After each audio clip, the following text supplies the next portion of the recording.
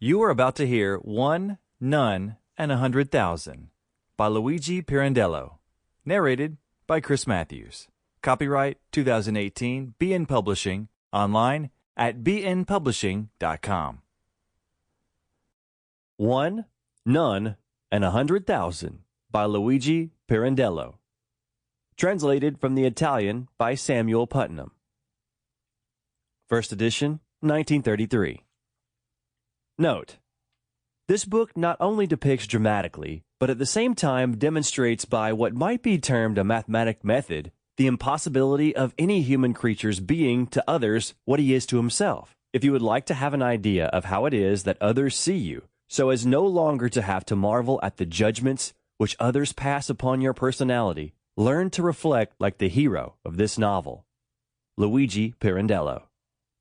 Book first. 1. My wife and my nose. "What are you doing?" my wife asked me, as she saw me lingering, contrary to my wont, in front of the mirror. "Nothing," I told her. "I'm just having a look here, in my nose, in this nostril. It hurts me a little when I take hold of it." My wife smiled. "I thought," she said, "that you were looking to see which side it hangs down lowest." "I thought," she said, "that you were looking to see which side it is hangs down the lower."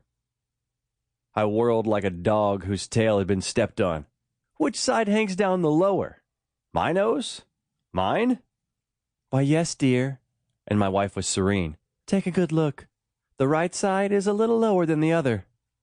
I was 28 years old, and up to now, I had always looked upon my nose as being, if not altogether handsome, at least a very respectable sort of nose, as might have been said of all the other parts of my person. So as far as that was concerned, I had been ready to admit and maintain a point that is customarily admitted and maintained by all those who have not had the misfortune to bring a deformed body into the world, namely, that it is silly to indulge in any vanity over one's personal lineaments. And yet the unforeseen, unexpected discovery of this particular defect angered me like an undeserved punishment. It may be that my wife saw through this anger of mine, for she quickly added that, if I was under the firm and comforting impression of being wholly without blemishes, it was one of which I might rid myself, since, just as my nose sagged to the right, something else? Yes, there was something else. Something else. My eyebrows were like a pair of circumflex accents. My ears were badly put on, one of them standing out more than the other. And there were further shortcomings. What, more? Ah, yes, more. My hands, the little finger, and my legs. No, surely they were not crooked.